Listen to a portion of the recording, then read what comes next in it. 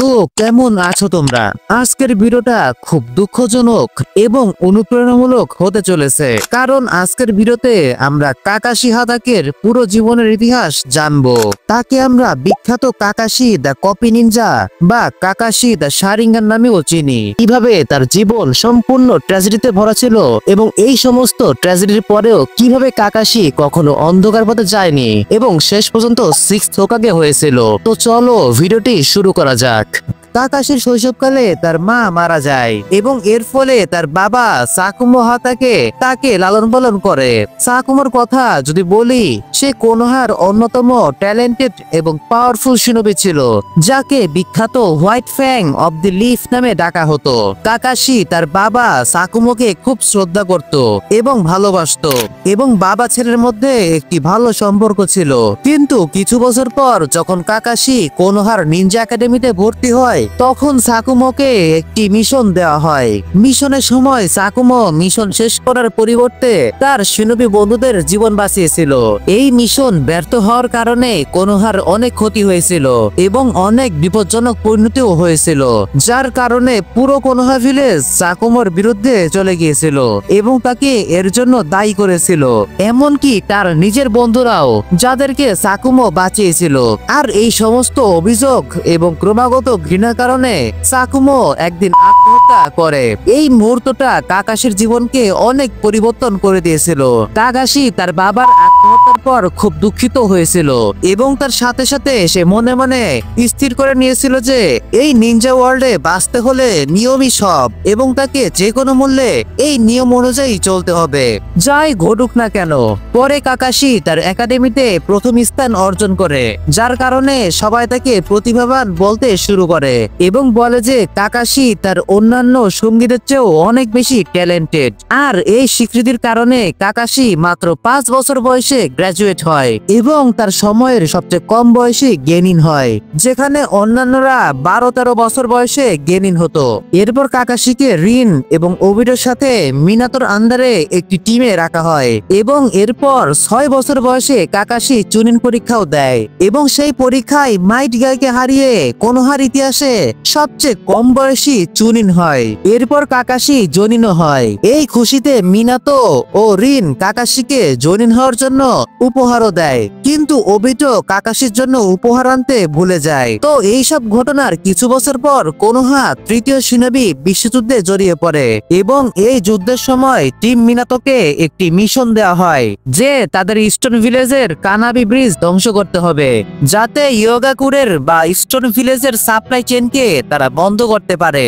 এরপর টিম 7 মিশনে যায় এবং এই মিশনের সময় ইয়োগাকুরের কিছু শিনোবি রিনকে কিডন্যাপ করে নেয়। আর তখনই কাকাশি বলে যে তাদের রিনকে ছেড়ে মিশন শেষ করা উচিত, যেখানে ওবিতো এটা শুনে রেগে যায় এবং তারপর কাকাশিকে এক ঘুষি মারে এবং বলে যে তাদের প্রথমে রিনকে বাঁচানো উচিত। ওবিতো আর কাকাশির মধ্যে একটু তর্ক হয়, কিন্তু তারপর দুজনেই আলাদা পথে চলে যায়। কিন্তু যাওয়ার আগে ওবিতো কাকাশিকে বলে যে নিজের মিশন ছেড়ে দেয় সে তো ভুল করেছে, কিন্তু যে নিজের বন্ধুদের পরিত্যাগ করে সে মিশন শেষ করার চেয়েও খারাপ। অর্থাৎ those who abandon their friends are worse than a scum।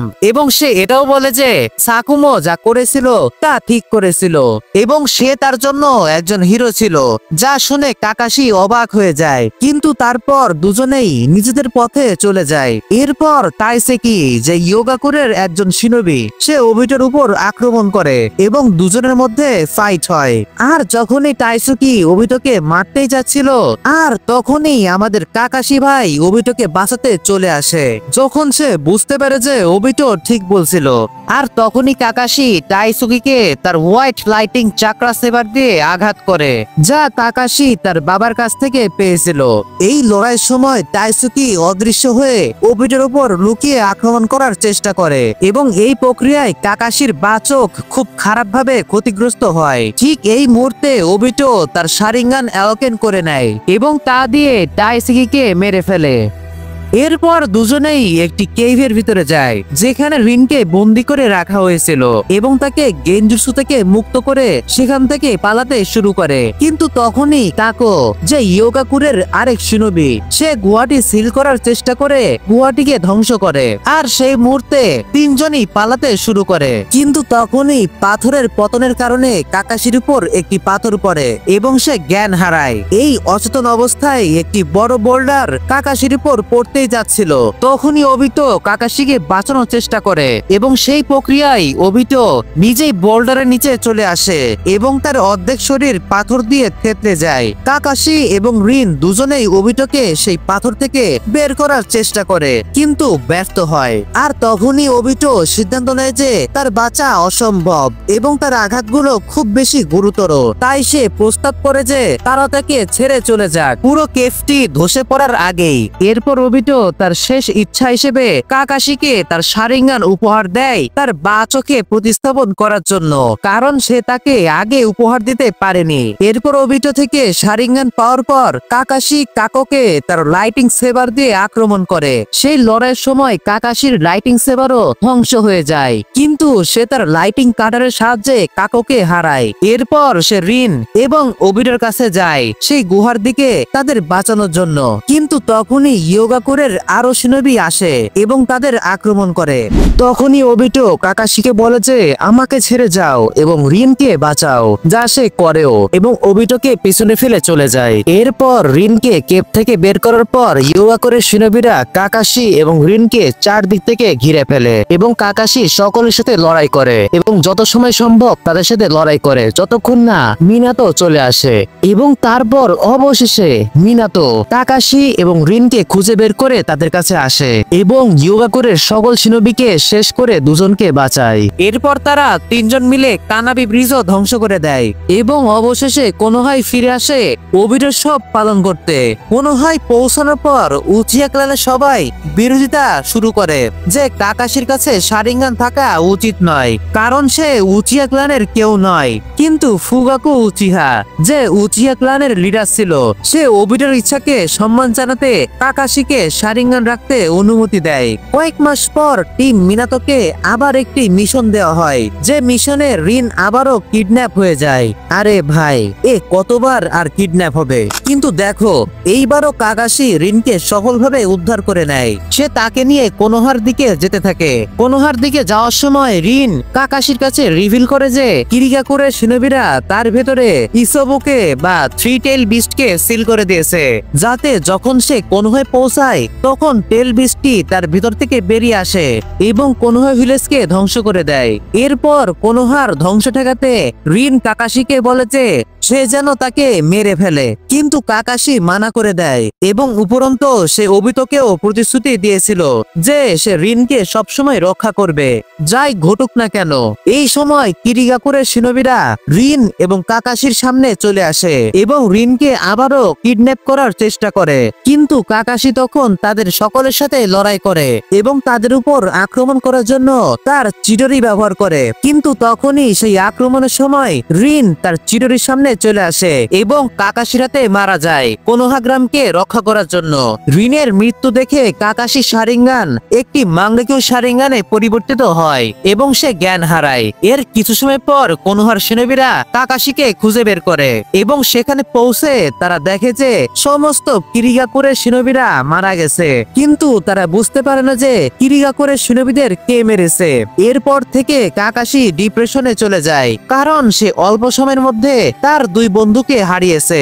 রিনের মৃত্যুর কারণে কাকাশির উপর এতটাই মানসিক প্রভাব পড়ে যে সে প্রতি রাতে দুঃস্বপ্ন দেখতে থাকে এবং সে কয়েকদিন ধরে শুধু তার হাত ধুতে থাকে, যাতে সে রিনের রক্ত তার হাত থেকে সরাতে পারে। এই আঘাত থেকে কাকাশি খুব বেশি দুঃখী এবং একা হয়ে যায় এবং এই একাকিত্ব দূর করার জন্য সে আনবু টিমে যোগ দেয়। কাকাশি আনবুতে ফ্রেন্ডলি কিলার নামেও পরিচিত হয়, কারণ কোনোহার সমস্ত লোক বিশ্বাস করত যে কাকাশি মিশনের জন্য তার টিমমেটদেরও হত্যা করতে করতে পারে, কারণ তারা মনে করত যে কাকাশি ইচ্ছাকৃতভাবে রিনকে মেরেছিল কোনোহাকে রক্ষা করার জন্য। কিন্তু বাস্তবে আমরা জানি যে এমন কিছুই ছিল না। কাকাশি আনবুতে যোগ দেওয়ার পর খুব কোল্ড হার্টেড হয়ে ওঠে এবং প্রতিটি মিশন সফলভাবে সম্পূর্ণ করে, যার কারণে সে 1 বছরের মধ্যেই আনবুর ক্যাপ্টেনও হয়ে যায়। মিনাতো কাকাশির এই কোল্ড হার্টেড রূপ দেখে কিছুটা চিন্তিত হয়ে পড়ে এবং তাকে তার স্ত্রী কুশিনাকে রক্ষা করার দায়িত্বে নিয়োজিত করে যতক্ষণ না সে প্রেগনেন্ট থাকবে। যার পর কাকাশি সব সময় শ্যাডো থেকে কুশিনার উপর নজর রাখতে শুরু করে তাকে রক্ষা করার জন্য। এর কিছু মাস পর কোনোহার উপর 9 টেল বিস্টের আক্রমণ হয়।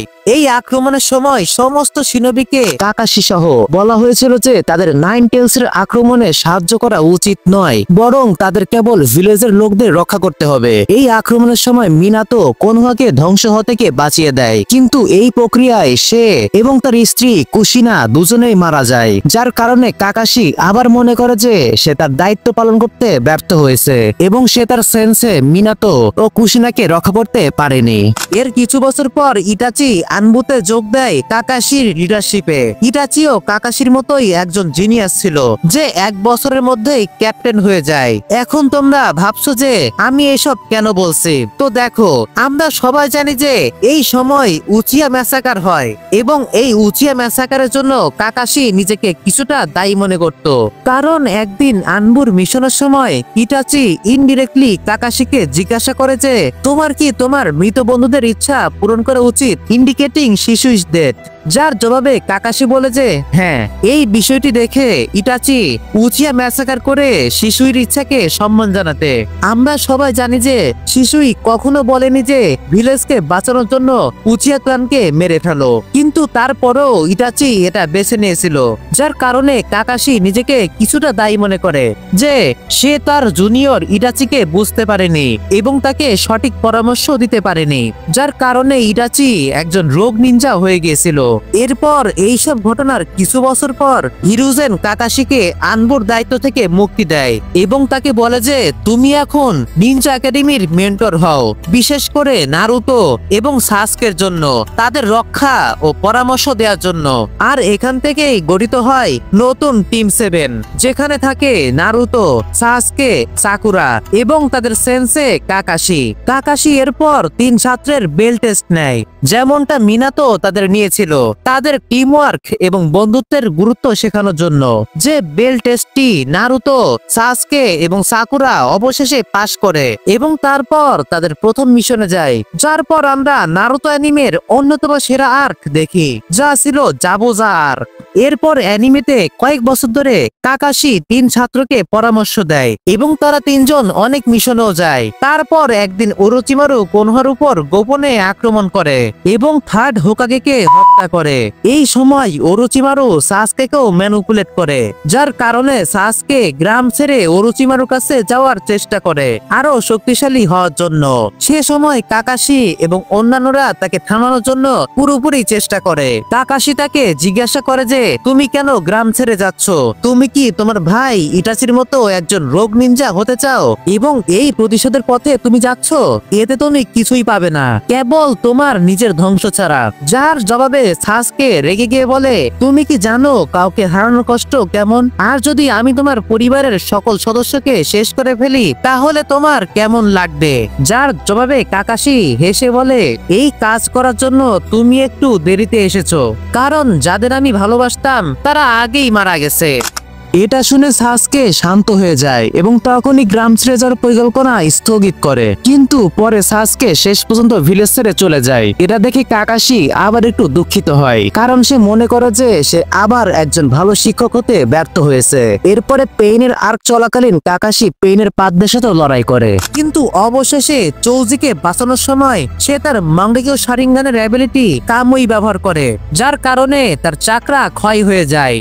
চাকরা ক্ষয়ের কারণে সে মারা যায় এবং পরকালে তার বাবা সাকুমো হাতাকির সাথে দেখা করে। সেখানে সাকুমো কাকাশির কাছে ক্ষমা চায় এবং বলে যে সে যা করেছিল তা ভুল ছিল, অনুগ্রহ করে আমাকে ক্ষমা করে দাও। যার জবাবে কাকাশি বলে যে সে বোঝে যে তার বাবা যা করেছিল তা ভুল ছিল না এবং সে তাকে ক্ষমা করে দেয়। এই কথা চলতে থাকে। ঠিক তখনই কাকাশি রিনের রিবার্থের সাহায্যে আবার পুনর্জীবিত হয় এবং পুনর্জীবিত হওয়ার সাথে সাথেই কাকাশি জানতে পারে যে নারুতো পেইনকে হারিয়েছে। তারপর তাড়াতাড়ি ক্লান্ত নারুতোর কাছে যায় তাকে সাহায্য করার জন্য।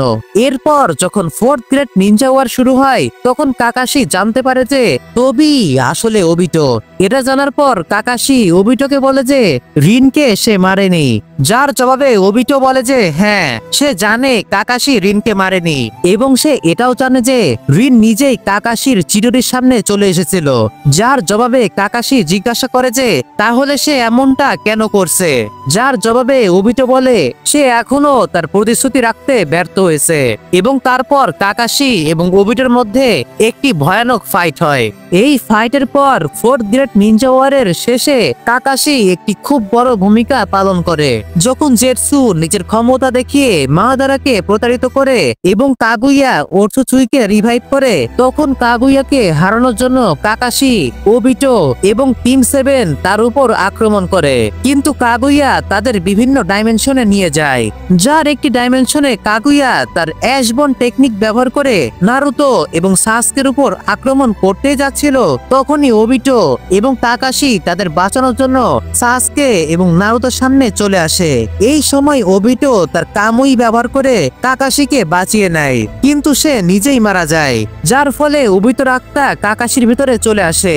এর ফলে কাকাশি তার ডাবল মাঙ্গেকিউ শারিঙ্গান আনলক করে নেয় এবং তার প্রথম চেষ্টায় ফ্লাইং সুসানো তৈরি করে নেয় এবং নারুতো ইউনিভার্সের অন্যতম শক্তিশালী শারিঙ্গান ব্যবহারকারী হয়ে ওঠে। তারপর সে প্রথমে সাকুরাকে বাঁচায় এবং এরপর তার রাইকেরি ব্যবহার করে কাগুইয়াকে ভয়ানক ড্যামেজ করে।